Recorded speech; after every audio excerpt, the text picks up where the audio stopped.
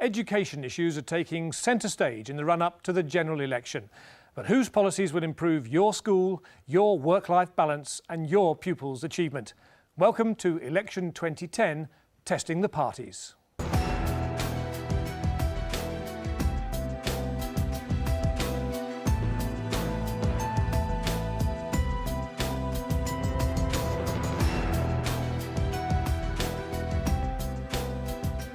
Hello and welcome to the programme.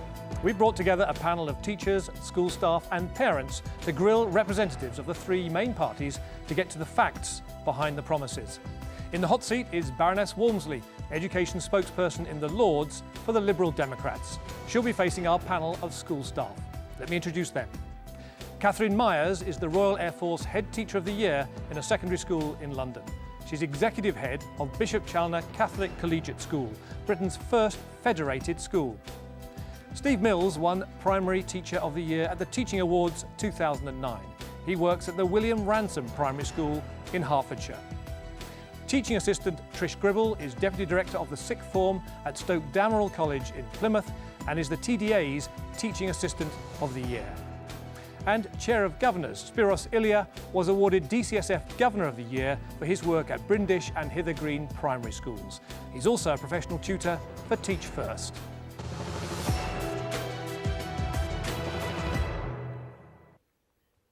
Welcome to you all and to Baroness Walmsley. Before we take the first question, let's have a look at the Liberal Democrats' election pledges on education. This is what Nick Clegg had to say at the party's spring conference. And Liberal Democrats will give every child the fair start they deserve by reducing class sizes, increasing one-to-one tuition in our schools. Labour's target for school achievement is to ensure that at least 3 out of every 10 children in a school get 5 good GCSEs. 3 out of every 10. Imagine being in a class where just passing means you're the exception.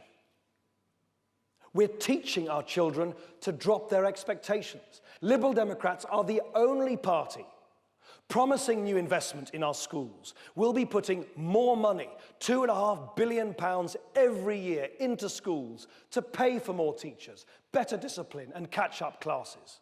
An average primary school could cut class sizes to just 20, ensuring children starting out at school have the personal, nurturing relationship with their teacher they need. An average secondary school could put the money into catch-up classes for 160 pupils, making sure no child is ever left behind. That is change that works for you.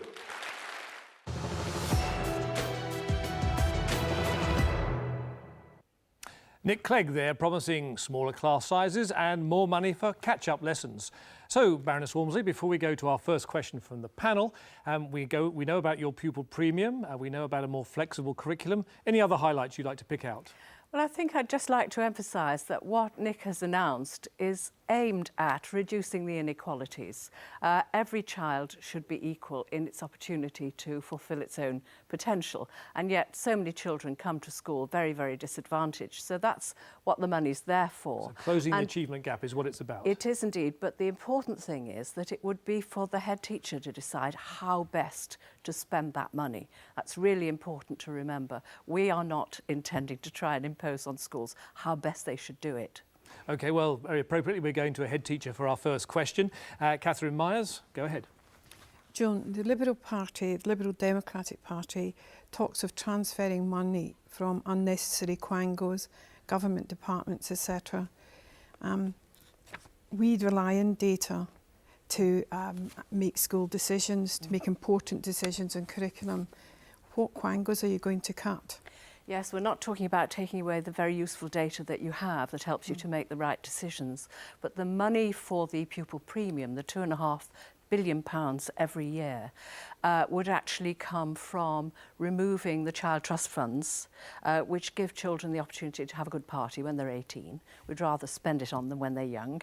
And also removing tax credits from the higher earners who currently get it, who perhaps don't need it quite so much. So it's a guarantee it won't come from elsewhere in the education budget? No, that's not where it's to come from. In the first year, we may not be able to use that money on education because of the economic situation. Nick has said that he would like to use that money to stimulate the economy, and actually a green economy, although some of the money, of course, might well go into jobs, sustainable jobs in education. But it's really up to head teachers. And the other thing I want to emphasise is that this policy is not just to help the disadvantaged students, because I think every teacher knows that if the most disadvantaged students don't get the help they need, it takes away the teacher's attention from all the other children as well. So really this policy would help specifically the disadvantaged students, but it would also help the other ones to get a fair amount of the teacher's Catherine, time. would you like to know more about this? And pupil premiums, Yes. we hear that every child in free school meals is going to have an additional £2,500. So in a school like mine, where there's over 50% free school meals, are you going to put that money Yes. if you were elected? Yes, it would come to schools who take on the most disadvantaged children, but it's up to the head teacher to decide exactly how to spend it. But it would come- probably be spent right across the school rather than specifically focused on an extra assistant for that particular child. And it's their choice how they spend it. It's- They get it for it's every their pupil. choice of Every how they pupil spend it. On free school meals. Absolutely. There's a pledge for Yeah, £2,500. that's right. Okay, thank you. Steve Mills. Your new Quango, the Education Standards Authority, I was wondering what it would look like, who would be in the department, and what influence would it have on the day-to-day running of the schools? The idea is to replace two existing Quangos, the YPLA and the QCDA. Sorry, Ofqual and the QCDA. I think the important thing is that we have confidence that the standards that are being reported to us as the general public are right. There's been an awful lot of this terribly demoralising for teachers, doubting about whether the standards are really rising. Labour says it's rising, Conservatives say it's not. We think there's probably a mixture. In some schools, standards are rising tremendously, but there's a great long tail of students who have very chaotic backgrounds, poverty, deprivation of various sorts, and difficulties that they need help with, Doesn't that are Ofsted not do that? achieving what... Doesn't Ofsted tell that? Do you need a new Quango to tell you this? Well, it's a Quango to replace two others, to make it quite clear what the standards are. And from there, then we can do something, because a doctor can't diagnose a problem and say what the treatment should be unless he knows very clearly what the problem is. So who will be in this new authority? Independent people. We worked very hard when the Ofqual regulations went through Parliament to try and make sure that it is as independent from government as possible and can't be manipulated by ministers. So existing practitioners, Yeah, heads and absolutely. teachers. People who know what they're doing. But people who don't have a party axe to grind, whose job solely is to tell the public, not the government, to tell the public what the standards are that schools are achieving. Experts, without not any politicians. doubt. Without wishing to be rude to Experts. politicians. Yeah, okay. Yeah, sure. Trish, next question. No, please. not politicians. Joan, most children now think that education means just what qualifications and grades you have. How do you feel about this, and do we need to redress this? Yes, I do think it needs addressing. You see, I strongly feel that children are not going to fulfil their own potential unless they're ready to learn. And that means for many, many children that we have to address the background first. Now, a head might decide that they need therapists, social workers, a third sector organisation like Place to Be, with the counsellors that they have, and somebody to talk to for the children in the school in order to help them to settle the turmoil within themselves, to enable them to learn. And that's where we come from, really. And we also think it's terribly important that we address the early years, and that properly qualified teachers, qualified in the early years, are responsible for delivering early years education for every child. Trish, you happy with that? Yeah, well, how would the colleges be supported in that way then to provide these services that you say? Because I agree that that is what's needed. Yes, if you ask politicians of all parties what would most contribute to better schools, it's high quality leadership and high quality teaching. So we've got to make sure that young teachers coming through initial teacher training actually get really good training, and that when they go into the school, they have an opportunity during their first year as a newly qualified teacher for additional mentoring and support and for CPD, and of course that should go right through the profession, high quality, and teachers should have a right to that. So that's the approach that we would take, seeing it that when they qualify as a teacher, that's not the end of it. They need support and mentoring from the best teachers, the ones not just that are satisfactory, but the ones that are good or excellent. Okay, and that it should go on for more question. than the first year. Since the creation of the national curriculum, and especially since 1997, educational changes come thick and fast, and they're never evaluated. And the problem with that is that one, we don't know if they work, and it's often at the detriment of staff well-being and the education of the child. How are you not going to repeat this same problem? I suppose because we come from this point of view. When a new government is first elected, it thinks we've got to legislate. Well, there are lots of ways of helping heads and teachers and governors and teaching assistants improve education, improve our schools without legislating. And the problem is, if the answer, they think, to every problem is to legislate, then all you get is a great big pile of guidance on the head teacher's desk, and I expect Catherine and Steve are familiar with this. And it comes thick and fast, as you say. So Spiros, do you think that politicians would... It's easy to say it in opposition, more difficult in government, isn't it, to keep your hands off? I mean, history shows us that all politicians want to get their hands on education. Now, as I say, the implementation evaluation cycle is minimum 18 months. Now, right. that means any possibility of So really you give it at least 18 months before you start to put hands on tiller. But bringing real-time change, it means in the lifetime of a government, it means you're probably 2 or 3 major changes maximum. Okay. You know, I think it's the responsibility of a government to set up the framework, an Education Freedom Act and the Education Standards Authority is what we would do, to make sure that schools and local authorities are accountable to the public for our community education system, and then give schools the extra money that they need and give them the freedom.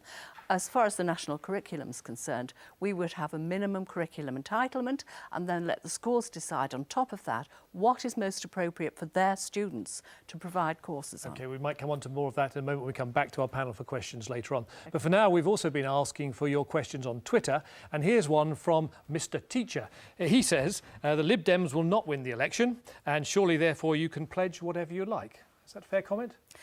Well, in the last election, 1 in 4 people voted for the Liberal Democrats. If we could turn that to 1 in 3, we could lead the new government. Because, you know, in 1951, only 2% of people voted for parties other than Labour and the Conservatives. In the last election, 32% of people voted for other parties. We've got a new pluralism in politics, and we would respond to that. We would obviously work with other parties. We do that in local authorities all over the country. But if you want what I've described as Liberal Democrat policies, you have to vote for the Liberal Democrats. Because if we have an influence in their ex-government, those are the things we'll be fighting for. OK, that's a nice and clear message anyway. We've also been looking for other questions elsewhere. Our reporter, Laura Turner, has been to speak to staff at the City Academy in North London. Here are their questions for Baroness Walmsley. Hello, my name's Dion White. I'm a humanities teacher and a literacy coordinator. This question goes out to Baroness Walmsley. In your manifesto, you talk about poor children are unlikely to get 5 good GCSEs in relation to their rich counterparts. I would like to know, how are you going to make sure that this imbalance changes? Hello, my name's Faye Benson. I'm a newly qualified teacher. I would like to ask Baroness Walmsley, you've pledged to replace the national curriculum, but can you explain to me how it would actually differ from what we've currently got, as the elements that you said you're going to bring in, like the 14 to 19 curriculum, the diplomas and more flexible teaching, seems to already be in existence? Hello, my name is Gareth Lewis. I'm a teacher of English and Media Studies. I'm also a staff governor at the City of London Academy, Islington. My question for Baroness Walmsley is, what can your party offer in terms of equality of opportunity for young children as they begin their lives and go through their compulsory education.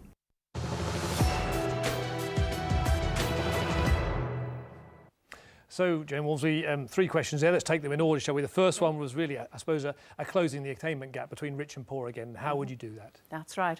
Well, that's what our pupil premium is based on. And unlike the Conservatives who've used the phrase pupil premium, ours is costed, and we've said where the money would come from. And we've said that we would provide each school with the equivalent of what is spent in the private sector on the most deprived children. Are you happy that free school meals is going to be the best way of identifying those people who most need that extra money?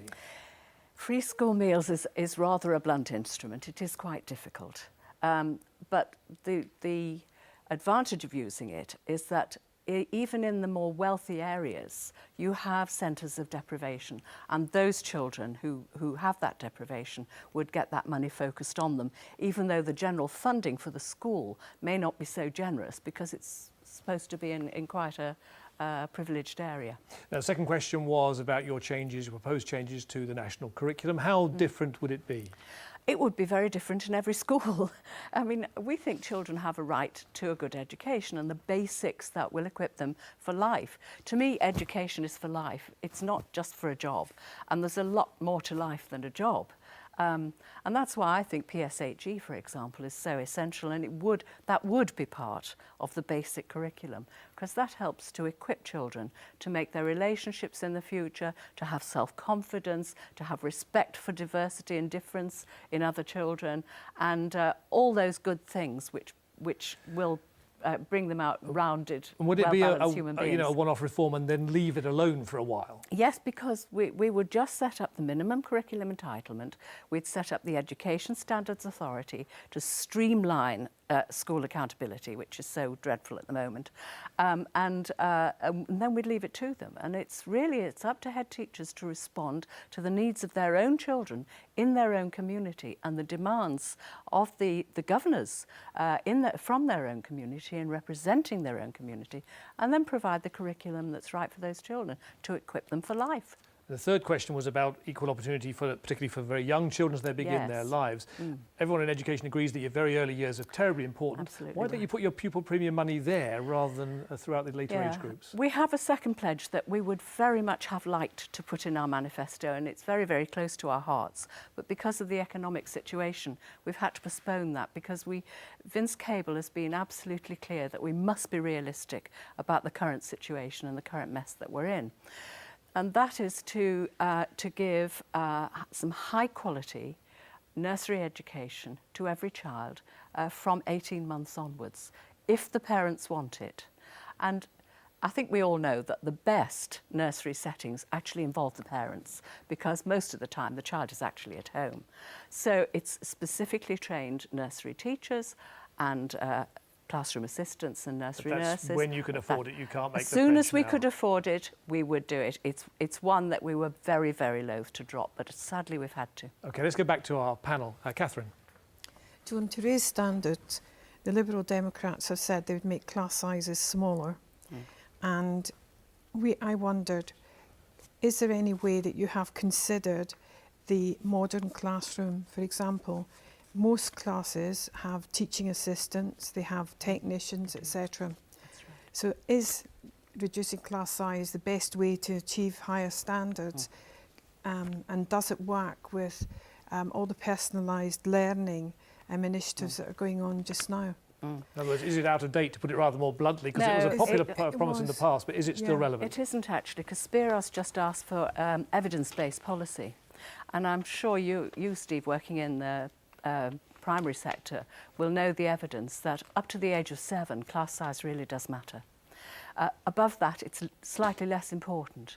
So we would expect that head teachers would actually make their decisions about reducing class sizes where they know that the evidence says this helps. But we wouldn't dictate it, but the money would be there to enable them to do it. But of course, yes, you've got teaching assistants, but you do need enough fully qualified teachers, and you need the money to pay them. And of course, a teacher's pay has improved a lot, but we want to make sure that carries on. Do you want to come back on that? Yes, I would like to come back on that. Throughout everything you've said, you keep mentioning that it's up to head teachers. You're giving a lot more freedom. Yeah. My concern is that's great when you've got the right head teacher. Yeah. What happens when you don't have the leaders coming through, and how is that going to be monitored so that schools go for 3 or 4 years without being inspected and they sink? So how would you approach that? Okay. This is where we come back to the sort of overall structure that we mentioned a little earlier on, because the Education Standards Authority would make sure that local authorities did their job of supporting and appropriately challenging schools. So it's really up to the local authorities. We believe in local authorities because we think education is a community service. It's a service to each individual child and its parents, but it's also a service to that community. So it really is up to the local authority. And we don't think local authorities have been sufficiently challenged as to how well they have supported head teachers. It is, of course, up to the governors to choose the head teacher. And we very much support what Labour have done with the National College of School Leadership and the research that they do, as well as the training that they do, and bringing through deputy heads. So you've got succession planning. And those are great things. Steve? You've touched on the new minimum curriculum entitlement a couple of times so far. From a Key Stage 2 point of view, what will that look like in terms of testing, league tables, or both? Right. We hate the league tables. We don't think that they're a very appropriate way of making schools accountable. Will you get rid of them? Can you get rid of them? Well, what you can do is devise something else, and we've currently got these proposals for a report card. Now, if the report card is just on the top of all the other things that we've already got, then it's an additional burden on teachers, and we don't think that's a good idea. But if the report card was something which really drilled down into a school to see how much value they are adding to the intake that they've got, because currently the league tables only measure the intake, really, and the added value element is not really very major. It needs to be much more concentrated upon. There's some schools doing great work who are way down the league tables, and that's appalling. And in those schools, the teachers get demoralised when they see that position. Steve, that go far enough for you? The testing side. So what are you going to kind of use to fill your report cards? Well, you could get rid of the test altogether. That would get rid of the league tables. Well, you could, but I think we should be relying on teachers' professionalism. Teachers in ITT are taught about formative testing in order to know what to, how to guide the child in the next stage of learning. I think we should concentrate on that and develop the teachers' professionalism and their experience of assessing their children. Have some external monitoring to make sure that they're doing it at an appropriate standard. That can be done by sample testing across the country. But rely on the teacher's professional judgment. Absolutely. OK, Trish. Okay, what is your most powerful and lasting memory of your own school days, and how has that influenced you? Right. It's particular teachers. I think most people have a particular teacher who inspired them. I had a teacher called Miss McLaughlin, who was my biology teacher. And she saw something in me, I suppose, an interest in natural history and the way our bodies worked and the way the world around us worked and animals and plants and the way they interacted. And she was able to draw that out of me, and she inspired me. And that's why I went on to study biology at university and then subsequently to teach it. And now I chair an International Botanic Gardens plant conservation charity. So it's really gone right through my life, but it was a teacher. OK, Spiros. Education is so paramount to the well-being of society that it's inevitable that all politicians want to get their hands on it. The problem is it then quickly becomes a sort of political football for people to score points, and very much at the detriment of the whole child. Would your party ever have the courage to take it out of the political cycle so that politicians couldn't get their hands on it directly? Well, I think we've said we would do that in setting up the independent Education Standards Authority and the Education Freedom Act that we would bring in. But actually, I'd rather like to quote to you something Paddy Ashdown said the other day when he was challenged about, well, why did you go into the House of Lords if you want to, abolish appointed peers? And he said, well, I only went into the place so that I could vote to change it and make it an elected house rather than appointed house. So the thing we'd like to do is to set up the structure and then go away and leave it to the professionals. Obviously give them the money they need, the training they need, the support they need, and let them get on with it. So You want local authorities to have more power. Are you happy with that spirit? So local authorities may have more power we in must schools. have accountability, but it should be more through the local community rather than constantly Whitehall meddling. We'd actually cut the size of the Department of Children, Schools and Families. So this new setup would Yeah. actually have the professionals running it? Yes. And the, Yes, it would. okay. It would. All right. Why buy a professional and try and teach yourself? And just explain this Education Freedom Act. What does that mean? It sounds a bit gimmicky, to be honest. It would give all schools the freedom to innovate and to provide the appropriate curriculum for their children, which only some schools have at the moment. When these various bits of legislation have gone through the House in the last 6 or 7 years to give certain schools certain freedoms, you will find that my colleagues and I on every occasion have said, well, if that's good for that school, why can't all schools have it?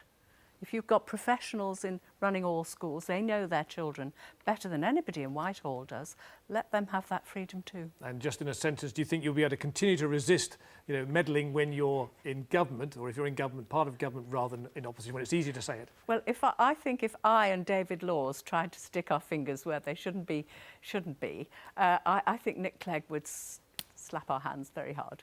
OK. Joan Walmsley, thank you very much, and thanks to our panel as well. And I'm afraid that's all we have time for at the moment, but if you'd like to join the debate, we'll be discussing all the education election issues on Twitter. Just search for Teachers TV News, all one word.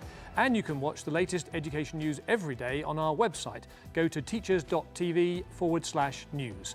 If you've missed the other programmes in this series, they'll be repeated on Teachers TV and available to watch on our website. Join us again for Election 2010, Testing the Parties.